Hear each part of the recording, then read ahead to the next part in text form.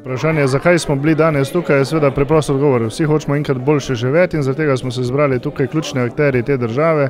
predstavniki izobraževalnih raziskovalnih inštitucij, predstavniki gospodarstva in predstavniki vlade, da smo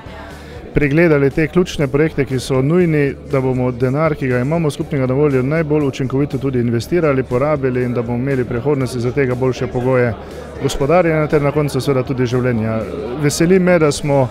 bili usmerjeni v isto smer, da smo videli pravzaprav ista izhodišča, ki so potrebna, da bomo vsak svoje delo opravil, seveda je pa pred nami seveda tisto delo, ki ga moramo pa zdaj opraviti. Predvsem si želim, da bomo znali našim odločevalcem prikazati pomembnost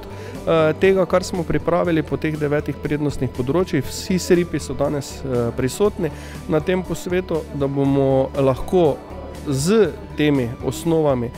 sooblikovali in kreirali tudi sistemske okvirje, ki jih sami v gospodarstvu ne moremo, ampak z sodelovanjem vseh zainteresiranih strank pa jih lahko.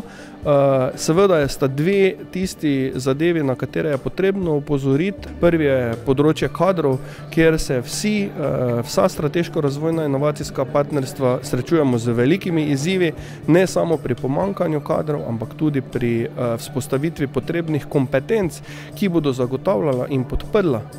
prizadevanja po teh strateško razvojno inovacijskih partnerstvih in pa seveda v smislu internacionalizacije prodora na tuje trge, kjer pa tudi želimo korenit premik naprej in pomoč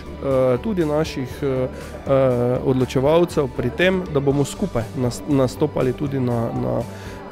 zunanjih trgih.